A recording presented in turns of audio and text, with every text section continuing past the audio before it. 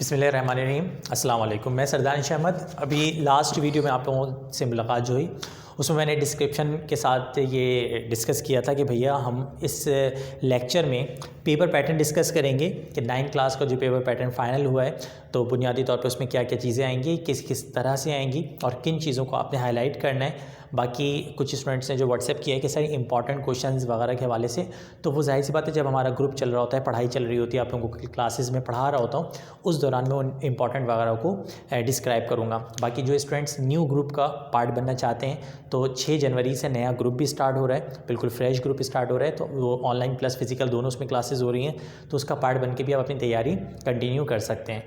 खैर आइए सबसे पहले हम स्टार्ट करते हैं अपने पेपर पैटर्न को। पेपर पैटर्न की अगर बिल्कुल बात की जाए तो देखो, सबसे पहले तुम्हें ये पता होना चाहिए कि तुम्हारे पास सब्जेक्ट्स कौन से हैं। तो 9th क्लास के स्टूडेंट के लिए इस बार टोटल 7 सब्जेक्ट्स हैं। बायो में और कंप्यूटर में, बायोलॉजी में और कंप्यूटर में ऑप्शन है। कुछ बच्चे आप में से कंप्यूटर के होंगे, कुछ बच्चे आप में से बायो के होंगे, बट कंप्यूटर और बायो को अगर हटा दिया जाए तो बाकी जो 6 सब्जेक्ट्स हैं या आपके पास जो 6 टॉपिक्स हैं वो आप लोगों के क्या रहेंगे, सेम रहेंगे। जिसमें आपके पास सब्जेक्ट जो आ जाते हैं वो आते हैं उर्दू, इंग्लिश, केमिस्ट्री, इस्लामियात, फ़िज़िक्स, मैथ्स, फिर या तो बायो या तो कंप्यूटर। तो ये 7 सब्जेक्ट्स पढ़ने हैं तमाम के तमाम 9th साइंस के स्टूडेंट्स को। जो कंप्यूटर वाले स्टूडेंट्स हैं वो बायो की जगह कंप्यूटर पढ़ेंगे और जो बायो वाले स्टूडेंट्स हैं वो कंप्यूटर को छोड़ के बायोलॉजी पढ़ेंगे। यहाँ पे बस चॉइस आ जाती है। अब सबसे पहले हम डिस्कस कर लेते हैं कि हमारा जो पेपर होगा वो कितने आवर्स का होगा, क्या उसका टाइम ड्यूरेशन होगा। तो जो पेपर आपका होगा उसका टाइम ड्यूरेशन 3 आवर्स का होगा, यानी 3 घंटे का होगा। तो जितने भी आपके पेपर्स हैं, तमाम के तमाम पेपर्स का जो टाइम ड्यूरेशन है वो सेम है और टाइम ड्यूरेशन तमाम के तमाम पेपर्स का एक जैसा है, यानी कि 3 आवर्स का है। तो यहाँ तो मैं टाइम को क्लियर कर दे रहा हूँ कि आपके तमाम के तमाम पेपर्स 3 आवर्स के हैं। सेकंड जो एक इम्पॉर्टेंट पॉइंट है वो मैं आपको क्लियर कर दूं कि जितने भी पेपर्स हैं उन सब में एमसीक्यूज़ बेस्ड जब पेपर होगा तो आपको एमसीक्यूज़ के पेपर दिए जाएंगे और एमसीक्यूज़ के पेपर हाथ के हाथ आपसे ले लिए जाएंगे।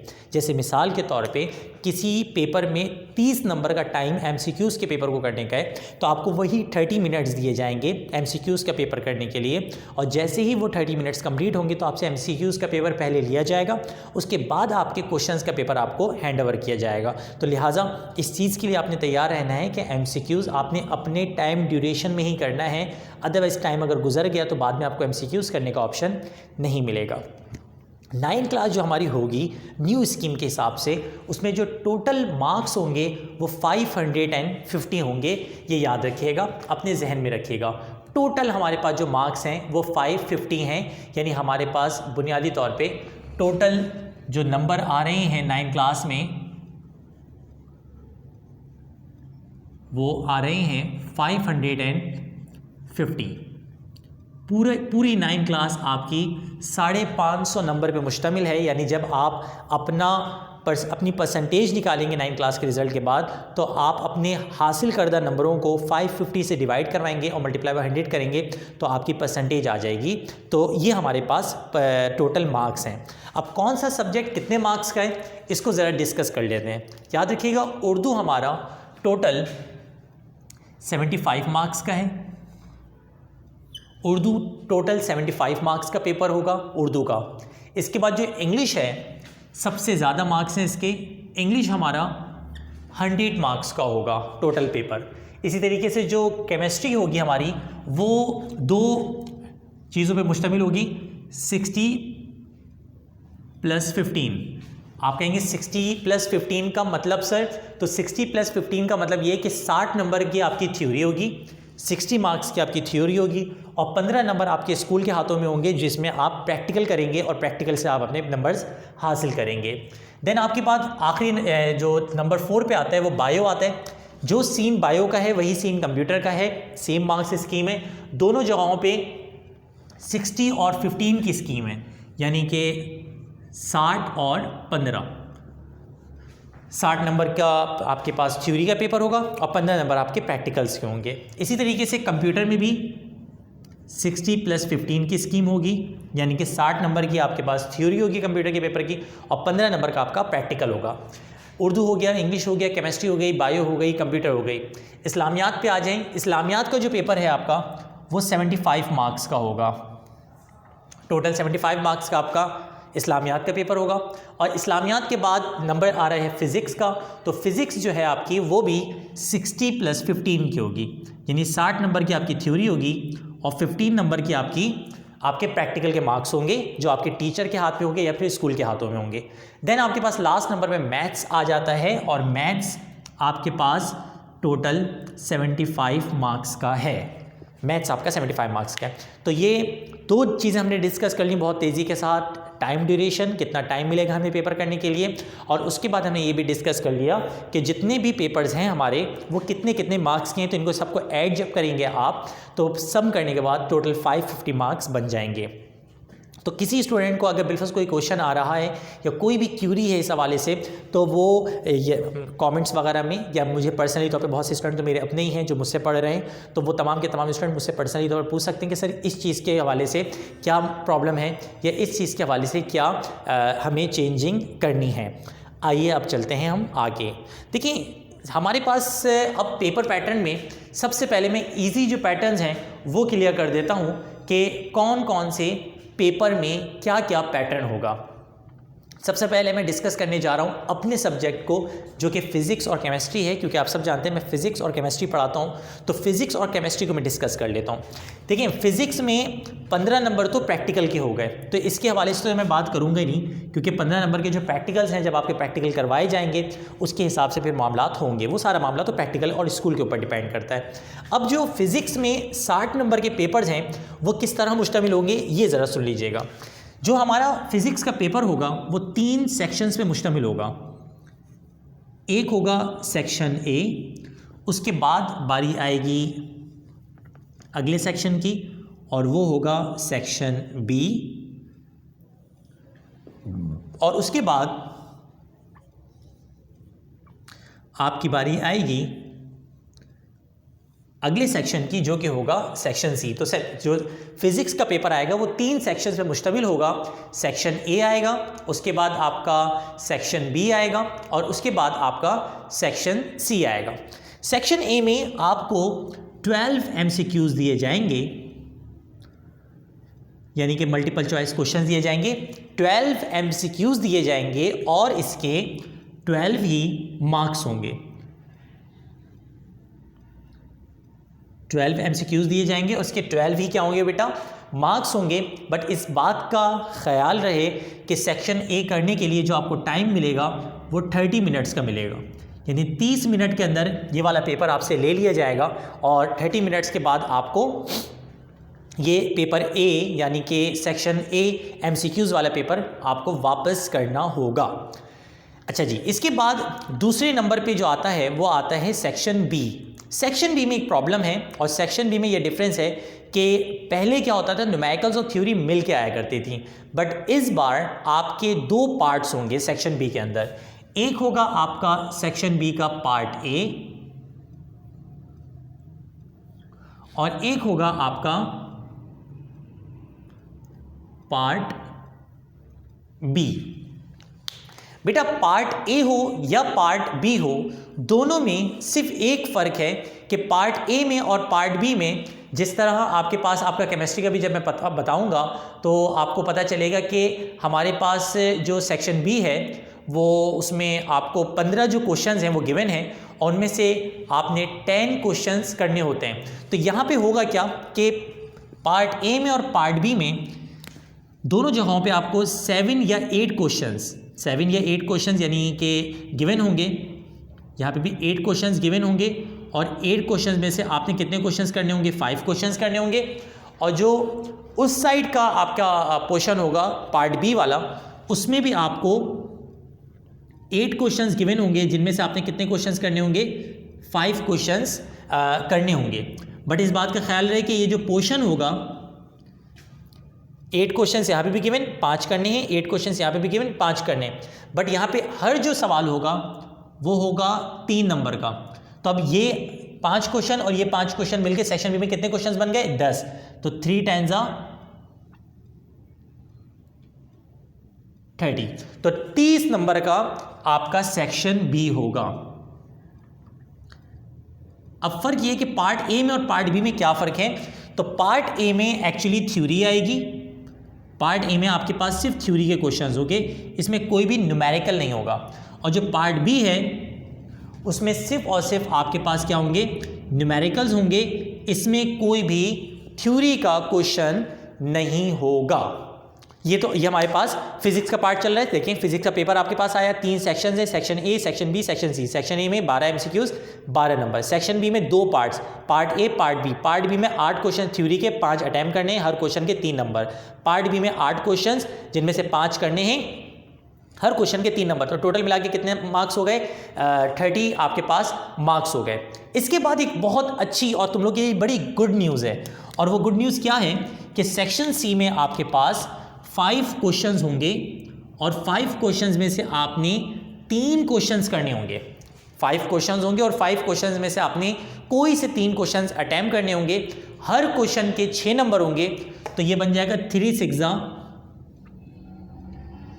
18, यानी जो सेक्शन सी होगा आपका वो 18 मार्क्स का होगा, 18 मार्क्स का होगा। यहाँ पे आप कहेंगे गुड न्यूज़ क्या है हमारे लिए, पहले जब पेपर आता था तो पार्ट सी में वो होते थे, पार्ट्स होते थे, ए बी सी, वहाँ बच्चा फंस जाता था। अब होता क्या था कि part A, part B, part C तीनों अगर आते हैं तब तो आप वो पोर्शन अटेम्प्ट कर सकते हो, अदरवाइज नहीं कर सकते। यहाँ फ़ायदा क्या है कि 5 क्वेश्चन में पार्ट्स नहीं होंगे, 1 क्वेश्चन, 2 क्वेश्चन, 3 क्वेश्चन, 4 क्वेश्चन और 5 क्वेश्चन। ये 5 क्वेश्चन आपके बिल्कुल सेपरेट होंगे, और इनमें से कोई से भी 3 क्वेश्चन आप सिलेक्ट कर लें तो आप अटकेंगे नहीं कि पार्ट ए तो आ रहा है, पार्ट बी नहीं आ रहा, पार्ट बी तो आ रहा है, पार्ट ए नहीं आ रहा। ये आपके लिए बहुत अच्छी और गुड न्यूज़ है। खैर, सेक्शन सी में आपके पास 5 क्वेश्चन होंगे जिनमें से 3 क्वेश्चन आपने अटेम्प्ट करने होंगे, और ये हमारा फिजिक्स का पूरा पोर्शन होगा। जो हाल फिजिक्स का है बिल्कुल वैसे ही हाल आपका केमिस्ट्री का है। फिजिक्स में और केमिस्ट्री में फ़र्क क्या है ज़रा सुनिएगा। जो केमिस्ट्री है उसमें भी 3 सेक्शंस होंगे। सबसे पहले आपका होगा सेक्शन ए, उसके बाद होगा आपका सेक्शन बी, और उसके बाद होगा आपका सेक्शन सी। अब तीनों सेक्शंस में क्या फ़र्क है ज़रा सुनिएगा। जो सेक्शन ए होगा आपका, ये केमिस्ट्री के टोटल मार्क्स तो आपको पता ही है, 60 नंबर थ्योरी के हैं, और मैं थ्योरी को अभी ब्रीफ कर रहा हूँ, 15 नंबर प्रैक्टिकल के हैं, 15 नंबर का ताल्लुक स्कूल से। जो सेक्शन ए होगा आपका वो मुश्तमिल होगा वही एज यूजुअल एमसीक्यूज बेस्ड पे, यानी इसके 12 मार्क्स होंगे, और 12 मार्क्स का ये सेक्शन होगा जिसमें से आपने 12 एमसीक्यूज अटेम्प्ट करने होंगे। तो ये तो हमारा सेक्शन ए हो गया। अब आ जाइए सेक्शन बी पे। सेक्शन बी जो है उसमें डायरेक्टली आपके पास 15 क्वेश्चंस होंगे, यानी कि 15 क्वेश्चंस होंगे जिनमें से कोई से भी आपने 10 क्वेश्चंस अटेम्प्ट करने होंगे, और हर क्वेश्चन के जो नंबर होंगे वो 3 होंगे। तो 10 3 से कितने हो जाएंगे भैया, 30। तो सेक्शन बी जो आपका होगा वो 30 मार्क्स का होगा। इसमें थ्योरी और न्यूमेरिकल को मिक्स करके दिया गया है। फिजिक्स में थ्योरी का पोर्शन अलग आएगा, न्यूमेरिकल का पोर्शन अलग आएगा, बस ये फर्क है फिजिक्स और केमिस्ट्री के पेपर पैटर्न में। सेक्शन सी में एज यूजुअल आपके पास 5 क्वेश्चंस आएंगे, इसमें भी पार्ट्स नहीं होंगे, A B part C part नहीं होगा, 5 क्वेश्चंस होंगे, और इनमें से आपने 3 क्वेश्चंस करने होंगे। हर क्वेश्चन के 6 नंबर हैं, तो 6 3 कितने हो जाएंगे भाई साहब, 18 मार्क्स। तो ये हमारे पास केमिस्ट्री का पेपर पैटर्न भी क्या हो गया, क्लियर हो गया। तो सबसे पहले केमिस्ट्री को, फिजिक्स को मैंने क्लियर कर दिया, उसके बाद मैं किसको क्लियर कर चुका हूँ, केमिस्ट्री को क्लियर कर चुका हूँ। पूरा लेक्चर सुनते रहें, 9 क्लास आप लोगों की है। आप लोग के लिए सबसे इंपॉर्टेंट यही है कि क्या आ सकता है क्या नहीं आ सकता। अभी मैं एक और वर्कशॉप लूँगा जिसमें मैं बच्चों को फिजिक्स और केमिस्ट्री के हवाले से जो सबसे मेजर पोर्शन है, जो इंपॉर्टेंट क्वेश्चन हैं, उनके हवाले से मुकम्मल ब्रीफ करूँगा कि किस किस तरीके से आप कौन कौन से क्वेश्चन को अटैम्प्ट कर सकते हैं। ठीक है, आइए स्टार्ट करते हैं आगे के मामलात को। फिजिक्स का मामला हल हो गया, केमिस्ट्री का मामला हल हो गया।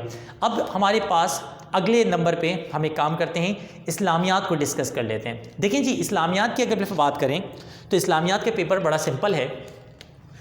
इस्लामियात में अगेन 3 सेक्शंस होंगे। एक आपका होगा सेक्शन ए, फिर होगा सेक्शन बी, और उसके बाद आपका आएगा सेक्शन सी। वैसे काम की बातों को सुनने में बंदा बोर बहुत होता है, मैं भी जानता हूँ, बट ये सब आपकी ही इन्फॉर्मेशन के लिए मौजूद है और सारी की सारी चीज़ें आपके लिए ही इंपॉर्टेंट हैं। तो लेक्चर सुनते रहें। अगर आप क्लास में बैठे हुए होते तो आपको कोई टोकने वाला नहीं होता, बट अभी आपको जाहिर सी बात है बहुत ज़्यादा फैटअप वाली फीलिंग आ रही होगी। बट बेटा ये पेपर पैटर्न जब तक आपको पता नहीं होगा, आपको कैसे पता चलेगा कि क्या आपके लिए इंपॉर्टेंट है और क्या आपके लिए इंपॉर्टेंट नहीं है। अब आ जाइए सेक्शन ए पे। जो सेक्शन ए है उसमें 15 MCQs होंगे और इसके 15 ही मार्क्स होंगे।